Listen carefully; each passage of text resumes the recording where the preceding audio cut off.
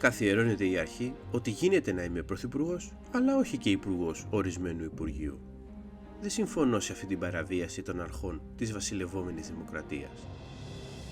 Γεώργιος Παπανδρέου, ο γέρος της Δημοκρατίας, Έλληνας πολιτικός και πρωθυπουργός. Η επιστολή του στο βασιλιά Παύλο, όπου δήλωνε την παραίτησή του.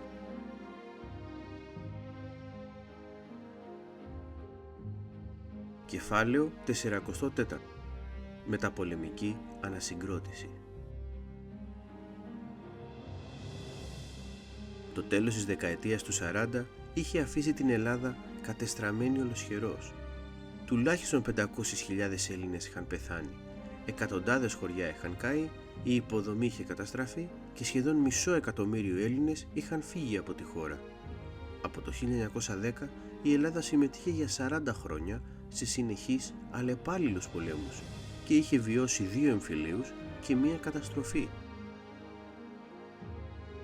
Από τη δύσκολη αυτή περίοδο του Δευτέρου Παγκοσμίου Πολέμου, το μόνο που αποκόμισε η Ελλάδα ήταν η επιστροφή των Δωδεκανήσων.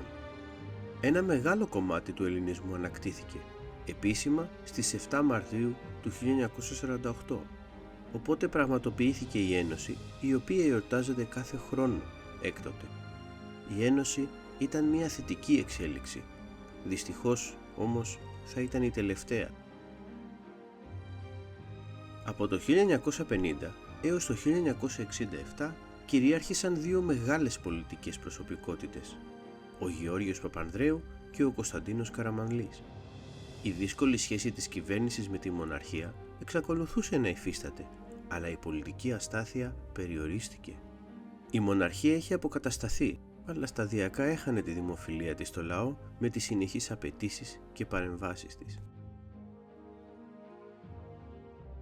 Αν και ο εμφύλιος είχε τελειώσει, είχε αφήσει πίσω ως κληρονομιά βαθιά τραύματα. Παρόλο που η χώρα ήταν πλέον μια κοινοβουλευτική δημοκρατία, η κυβέρνηση και ο νέος βασιλιάς Παύλος περιόριζαν την αριστερά από την πολιτική ζωή, καθώς ήταν η ηττημένη πλευρά του εμφυλίου και επικρατούσε ένα κλίμα εκφοβισμού και αυταρχισμού. Το Κομμουνιστικό Κόμμα απαγορεύτηκε, ωστόσο μετριοπαθέστερα αριστερά κόμματα εμφανίστηκαν.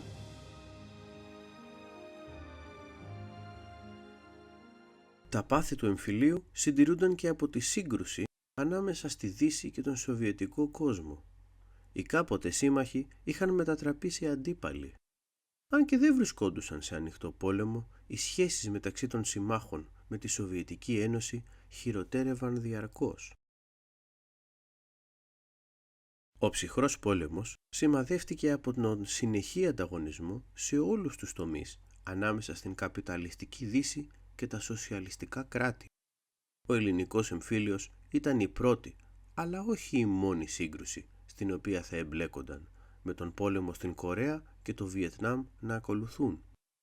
Οι στρατιωτικοί εξοπλισμοί και ο φόβος ενός πυρηνικού πολέμου κατέκλυσαν ολόκληρο τον πλανήτη. Η εμπλοκή των γειτονικών χωρών, της Αλβανίας, της Ιουγκοσλαβίας και της Βουλγαρίας στον εμφύλιο, τις αποξένωσε από την Ελλάδα.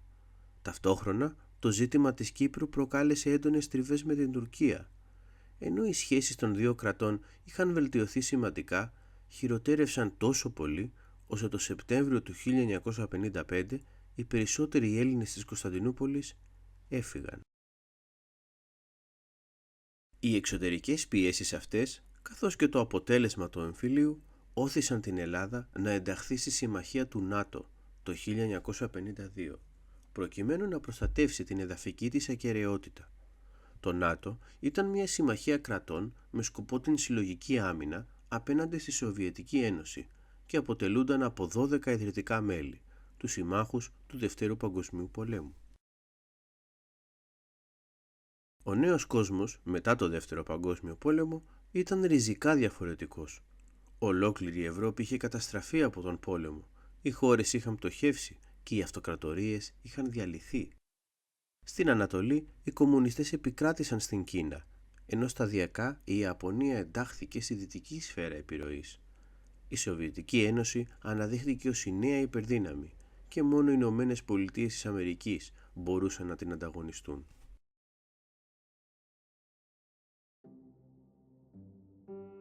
Η ένταξη της χώρας στο ΝΑΤΟ και η παραμονή της στους συμμάχους εξασφάλισε στην Ελλάδα τα μέσα για την οικονομική της ανοικοδόμηση. Οι Ηνωμένες Πολιτείες της Αμερικής, απείραχτες από τον πόλεμο, τροφοδότησαν τα ευρωπαϊκά κράτη με χρήματα και υλικά με το σχέδιο Μάρσαλ. Αυτό αφορούσε μόνο καπιταλιστικά κράτη. Η Ελλάδα έλαβε σημαντικότατη εξωτερική βοήθεια. Από την αρχή της ύπαρξής της, η Ελλάδα, με εξαίρεση της εποχής του Τρικούπη και του Βενιζέλου, είχε μικρή ανάπτυξη στην οικονομία. Σταδιακά όμως και για περίπου μία εικοσαετία, η ανάπτυξη γιγαντώθηκε και η οικονομία μεταμορφώθηκε. Η Ελλάδα μετατράπηκε από φτωχή αγροτική χώρα σε μια σύγχρονη οικονομία με υπηρεσίες και περιορισμένη βιομηχανία. Ήταν ένα οικονομικό θαύμα. Στην περίοδο αυτή έγιναν επίσης μεγάλες προσπάθειες για την ανάπτυξη της παιδείας. Δόθηκε έμφαση σε ένα νέο οικονομικό κλάδο, αυτόν του τουρισμού, ενώ η αγροτική παραγωγή αυξήθηκε θεαματικά. Οι νέες μέθοδοι καλλιέργειας με μηχανήματα μείωσαν τις ανάγκες για απασχόληση στον αγροτικό τομέα. Έτσι, πολλοί Έλληνες στην επαρχία έμειναν χωρίς εργασία. Αυτή η οικονομική μεταμόρφωση όθησε μεγάλο μέρος των Ελλήνων να μετακομίσουν στις πόλεις, οι οποίες γιγαντώθηκαν για να τους στεγάσουν όλους. Η Αθήνα είχε περίπου 700.000 κατοίκους με τον πόλεμο. Σταδιακά, ο πληθυσμός της αυξήθηκε και η πόλη επεκτάθηκε, αντικαθιστώντας τις νεοκλασικές μονοκατοικίες με τις μοντέρνες πολυκατοικίες, στις οποίες ζούμε ακόμη. Πολλοί Έλληνες αποφάσισαν επίσης να μεταναστεύσουν σε άλλες χώρες, στις Ηνωμένες Πολιτείες της Αμερικής, στον Καναδά, στην Αυστραλία, στην Αφρική και στη Δυτική Γερμανία. Αρκετοί από αυτούς δούλεψαν στις χώρες αυτές και επέστρεψαν στην Ελλάδα. Ένα σημαντικό μέρος όμως παρέμεινε και σχημάτισε την ελληνική διασπορά, ένα γνωστό θεσμό στην ελληνική ιστορία. Μεγάλη ανάπτυξη γνώρισε και ο κλάδος της βιομηχανίας και της ναυτιλίας. Η Ελλάδα ήταν πάντοτε ναυτική δύναμη.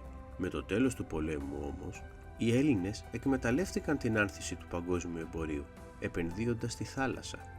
Η Ελλάδα απέκτησε από τότε τον μεγαλύτερο εμπορικό στόλο στην Ευρώπη και τον διατηρεί ακόμη.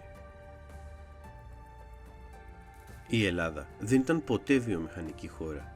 Δεν υπήρχαν ούτε οι πρώτες ύλες, ούτε μια διαρκής προσπάθεια ανάπτυξής της. Την περίοδο αυτή, ωστόσο, σημειώθηκε μεγάλη ανάπτυξη και πολλές μικρές ελληνικές βιομηχανίες δημιουργήθηκαν.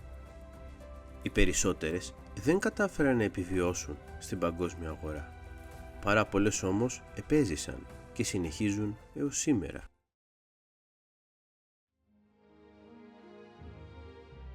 Στις εκλογές του 1956, στις οποίες για πρώτη φορά ψήφισαν οι γυναίκες, αναδείχθηκε πρωθυπουργός ο Κωνσταντίνος Καραμανλής. Επιθυμούσε την οικονομική ανάπτυξη της χώρας και στα επόμενα 8 χρόνια πραγματοποίησε σημαντικά βήματα στην εξωτερική πολιτική, ομαλοποιώντας τις σχέσεις της χώρας με τη Βρετανία και τις Ηνωμένες Πολιτείες και προσανατολίζοντας την Ελλάδα στην Ευρώπη. Τον διαδέχτηκε ο Γεώργιος Παπανδρέου το 1963, τον οποίο γνωρίσαμε στο προηγούμενο μάθημα. Ο Παπανδρέου προερχόταν από το Βενιζελικό κόμμα και προσπάθησε γενναίες και προοδευτικές μεταρρυθμίσεις στα εκπαιδευτικά θέματα. Θέλησε να μεταβάλει την αντιμετώπιση της αριστεράς και να αποκτήσει πλήρη έλεγχο του στρατού.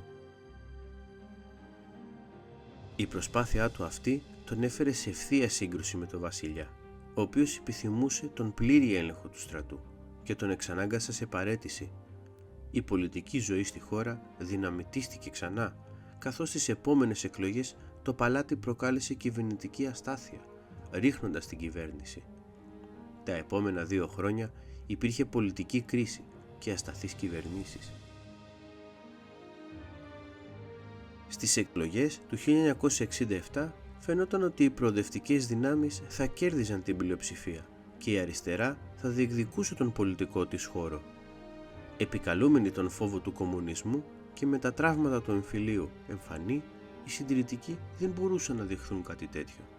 Η ένταση ήταν πολύ μεγάλη και οι εκλογές θα ήταν κρίσιμες. Αλλά αυτές οι εκλογές δεν θα γινόντουσαν ποτέ.